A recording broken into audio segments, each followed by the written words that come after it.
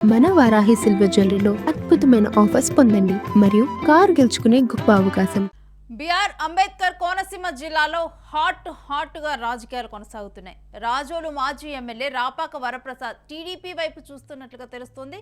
ఇక రాజోలు నుంచి 2 సార్లు ఎమ్మెల్యేగా గెలిచారు రాపాక వరప్రసాద్. రాపాక టీడీపీలో చేరటానికి జనసేన అడ్డుకట్ట వేసినట్లుగా తెలుస్తోంది. ఇక నియోజకవర్గంలో యాక్టివ్గా ఉన్నటువంటి జనసేన, టీడీపీ, వైసీపీ యాక్టివ్గా ఉన్నాయి. దీంతో కూడా ఈ 3 పార్టీల మధ్య ఒక ప్రతిష్టాత్మక పోటీ జరుగుతోంది. ఇప్పుడు రాజోలు ఈ ప్రతిష్టాత్మక పోటీకి వేదికగా మారింది. రాజోలులో ఇటు జనసేన ఎమ్మెల్యే దేవా వరప్రసాద్ దూసుకుపోతూ ఉన్నారు. బలం పెంచుకునేందుకు గ్రౌండ్ వర్క్ మొదలుపెట్టింది. మరొక వైపు టీడీపీ, ఇంకొక వైపు వైసీపీ, ఒకవైపు ఏమో జనసేననేమో దూసుకుపోతుంది. ఇక్కడేమో తమ బలాన్ని మరింత పెంచుకునేందుకు టీడీపీ చూస్తుంటే వైసీపీ కూడా అదే విధంగా అడుగులు మొదలుపెట్టింది. టీడీపీ సీనియర్ లీడర్స్తో టచ్లోకి వచ్చారు ఇప్పుడు రాపాక వరప్రసాద్. ఈ మేరకు కూడా ఒక ప్రచారం నడుస్తూ ఉంది. టీడీపీ ఇన్ఛార్జిగా గొల్లపల్లి అమూల్య కొనసాగుతూ ఉన్నారు. వైసీపీని క్షేత్రస్థాయి నుంచి బలోపేతం చేసేందుకు ఇప్పుడు పాముల రాజేశ్వరి ప్రయత్నిస్తూ ఉన్నారు. రాపాకకు టీడీపీలో నో ఎంట్రీ అంటూ కూడా ఇప్పుడు అక్కడ ఇన్ఛార్జిగా ఉన్నటువంటి గొల్లపల్లె అమూల్య అంటున్నట్లుగా తెలుస్తోంది. రాపాకకు కూటమిలోకి రాకుండా జనసేన నేతలు బ్రేక్ వేస్తున్నట్లుగా కూడా ప్రచారం జరుగుతుంది. పవన్ కళ్యాణ్పై గతంలో రాపాక వరప్రసాద్ తీవ్ర విమర్శలు చేశారు. ఇక ఇప్పుడు ఆయన కూటమి ప్రభుత్వంలోకి వచ్చేందుకు కూడా ప్రయత్నాలు కొనసాగిస్తూ ఉండటంతో కూడా జనసేన అడ్డుకట్ట వేస్తున్నట్లు, ఇక టీడీపీలోకి నో ఎంట్రీ అంటూ గొల్లపల్లి అమూల్య కూడా చెబుతున్నట్లు తెలుస్తోంది. ఇక మరొక వైపు ఏమో ఇక్కడ వైసీపీ ఏమో స్ట్రాంగ్ అయ్యేందుకు కూడా వైసీపీ కొనసాగిస్తుంది. ఈ విధంగా కూడా రాజోలు రాజకీయం మాత్రం హాట్గా నడుస్తుంది. దీనికి సంబంధించినటువంటి డీటెయిల్స్ మా ప్రతినిధి కిరణ్ అడిగి తెలుసుకుందాం. ఎస్ కిరణ్, రాజోల్లో మాత్రం ఎవరికి వాళ్ళు యాక్టివ్గా ఉన్నట్లు తెలుస్తుంది. పార్టీల్లో పూర్తి డీటెయిల్స్ ఏంటి? రేణు, రాజోలు నియోజకవర్గం జనసేనకు కంచుకోట అని చెప్పొచ్చు. ఏదైతే 2019 ఎన్నికల్లో గెలిచిన ఒక్క సీటు కూడా రాజోలు నియోజకవర్గం నుంచి రాపాక వరప్రసాద్ గెలిచారు. గెలిచిన కొంతకాలానికి ఆయన వైఎస్ఆర్సీపీలోకి జంప్ అయ్యారు. వైఎస్ఆర్సీపీ నుంచి వైఎస్ఆర్సీపీలో కొనసాగారు. చివరికి ఈ రాజోలు టికెట్ ఇవ్వకపోవడం ఆయన పార్టీకి దూరం కావడం కూడా జరిగింది. అయితే 2024 ఎన్నికల తర్వాత ఎన్నికల్లో వైసీపీ ఓడిపోయిన తర్వాత రాపాక వరప్రసాద్ రాజకీయ జీవితం ఎటు ముందుకెళ్లాలో తెలియని పరిస్థితి. ఎందుకంటే ఆయన వైసీపీకి రాజీనామా చేశారు. మరోపక్క కూటమిలో చేరడానికి విశ్వ ప్రయత్నాలు చేశారు. మరోపక్క గతంలో పవన్ కళ్యాణ్ పై చేసిన విమర్శల నేపథ్యంలో జనసేన నేతలు, జనసేన కార్యకర్తలు కూటమిలోకి రాకోకుండా అడ్డుకట్ట వేస్తున్నారంటూ ఒక ప్రచారం అయితే నడుస్తుంది. ఏదైతే ఎన్నికలకు మరికొంత సమయం ఉండగా ఇప్పటికే రాజోలు నియోజకవర్గంలో 3 పార్టీలు కూడా యాక్టివ్ అయిన నేపథ్యం. జనసేన సిట్టింగ్ ఎమ్మెల్యే దేవవరప్రసాద్ తో పాటు వైసీపీకి సంబంధించిన పాముల రాజేశ్వరి దేవిని అక్కడ ఇన్ఛార్జ్ గా నియమించారు. వైసీపీ క్షేత్రస్థాయి నుంచి బలోపేతం చేయడానికి చర్యలు తీసుకుంటున్నారు. మరోపక్క గొల్లపల్లి అమూల్య, టీడీపీ కూడా అక్కడ ఇన్ఛార్జ్ నియమించింది. గొల్లపల్లి అమూల్య కూడా నియోజకవర్గంలో కీలకంగా దిగుతున్నారు, యాక్టివ్ అవుతున్నారు. ఇక్కడ ప్రధానంగా రాపాక వరప్రసాద్ కూటమిలో చేరడానికి ఏదైతే టీడీపీ వైపు చూస్తున్నప్పటికీ కూడా టీడీపీ సంబంధించిన కొంతమంది కీలక నేతలతో మంతనాలు జరుగుతున్నాయి. అయితే ఇప్పటికీ కూడా రాపాకకు టీడీపీలో నో ఎంట్రీ బోర్డు పెట్టారనే ఒక రాజకీయంగా ప్రచారం ఊపందుకుంది. ఎందుకంటే గతంలో ఆయన 2 సార్లు ఎమ్మెల్యేగా గెలిచారు. ఒకసారి కాంగ్రెస్ పార్టీ నుంచి గెలిచారు, మరొకసారి జనసేన నుంచి గెలిచారు. గెలిచినప్పటికీ కూడా ఆయన గెలిచిన తర్వాత పార్టీలో నిలకడగా లేకపోవడం, మరోపక్క వైసీపీలో చేరడం, వైసీపీలో చేరిన తర్వాత ఏదైతే పవన్ కళ్యాణ్ మీద చేసిన వ్యాఖ్యలు పదే జనసేన నేతలు గుర్తు చేస్తున్నారు. ఇక్కడ ప్రధానంగా రాపాక వరప్రసాద్ టీడీపీలో చేరడానికైనా జనసేన నుంచి గ్రీన్ సిగ్నల్ రావాల్సిన పరిస్థితి ఉంది. ఎందుకంటే అక్కడ సిట్టింగ్ ఎమ్మెల్యేగా దేవవరప్రసాద్ ఉన్నారు. ఆయన పవన్ కళ్యాణ్కి అత్యంత సన్నిహితుడు. గతంలో ఏదైతే పవన్ పైన చేసిన విమర్శల నేపథ్యంలో ఆయన జనసేన తలుపులు పూర్తిగా మూసివేయడంతో ఆయన టీడీపీ వైపు మొగ్గు చూపారనే ఒక రాజకీయ ప్రచారం ఊపందుకుంది.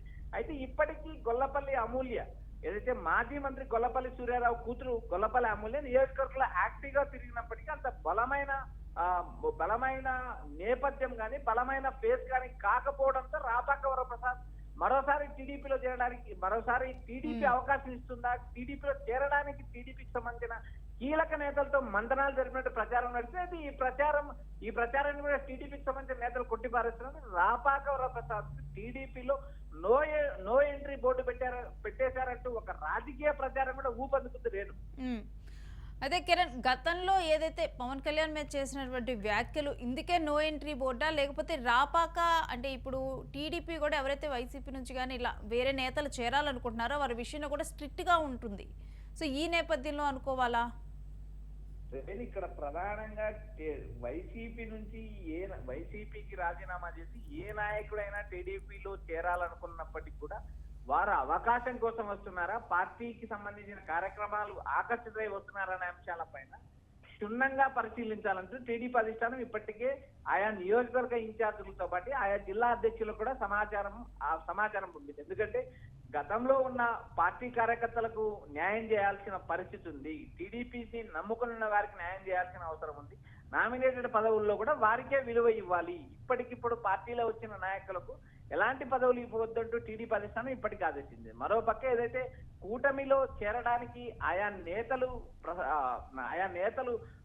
అవకాశం కోసం ఎదురు చూస్తున్నప్పటికీ కూడా కూటమిలో ప్రస్తుతానికి ఒక రాజకీయ షెల్టర్ కోసమే ఆయా పార్టీలకు సంబంధించిన నాయకులు పార్టీలో చేరుతున్నారంటూ విమర్శింది. మరోపక్క టీడీపీ కార్యకర్తలు కూడా తమకు న్యాయం జరగడం లేదు, పార్టీలో కొత్తగా వచ్చిన వారి వైపే ఎమ్మెల్యేలు మొగ్గు చూపుతున్నారు తప్ప మొదటి నుంచి పార్టీ కష్టపడిన నాయకులు విలువ ఇవ్వలేదంటూ టీడీపీ అధిష్టానానికి పలువురు నేతలు ఫిర్యాదు చేశారు. ఈ ఫిర్యాదు అందిన తర్వాత టీడీపీ అధిష్టానం క్లారిటీగా చేరికలకు నో ఎంట్రీ బోర్డు పెట్టేసింది అంటూ టీడీపీలో ప్రచారం నడుస్తుంది. అయితే ఇక్కడ ప్రధానంగా రాపాక వరప్రసాద్ పలు పార్టీలు మారి ఇక్కడికి వచ్చినప్పటికీ కూడా ఆయన వైసీపీకి అనుకూలంగా పనిచేస్తారనే అనుమానాలు ఉండడం ఒక ఎత్తైతే, మరొక జనసేన కూడా నేరుగా రాపాక చేరికను అడ్డుకుంటుంది. ఎందుకంటే పవన్ కళ్యాణ్ పైన గతంలో చేసిన విమర్శల నేపథ్యంలో ఆయన కూటమిలోకి రాకుండా అడ్డుకోవడానికి మరోవైపు జనసేన ప్రయత్నాలు చేస్తుంది. మొత్తం వ్యవహారం మనం చూసినప్పుడు రాపాక వరప్రసాద్ రాజకీయంగా పొలిటికల్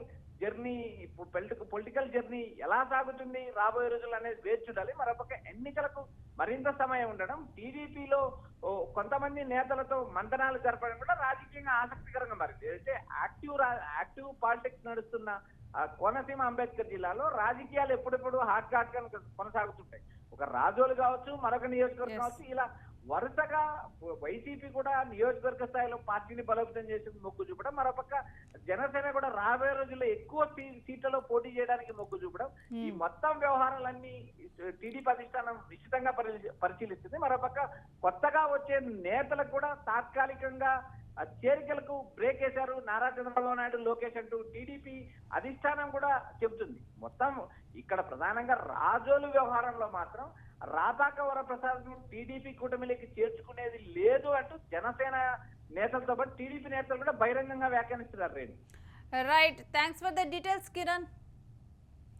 ఇక రాజోల్లోనైతే ఇప్పుడు చాలా రాజకీయాలు చాలా హీట్గా నడుస్తున్నాయని చెప్పాలి. జనసేన ఇప్పటికే కూడా అక్కడ పాగా వేసింది. జనసేన రాజోలో ఒక రకంగా కంచుకోట జనసేనకి. అలాంటి ప్లేస్లో కూడా ఇప్పుడు టీడీపీ బలపడేందుకు గ్రౌండ్ వర్క్ మొదలు పెట్టుకుంది. ఇప్పుడు వైసీపీ కూడా బలపడేందుకు తన గ్రౌండ్ వర్క్ మొదలు పెట్టుకుంది. ఇక ఈ సమయంలో రాపాక టీడీపీలో ఉన్నటువంటి సీనియర్ లీడర్స్తో టచ్లోకి వచ్చారు. ఆయన టీడీపీలోకి రావాలని ప్రయత్నాలు చేస్తున్నారన్న ప్రచారం, దీనికి జనసేన అడ్డుకట్ట వేస్తుంది.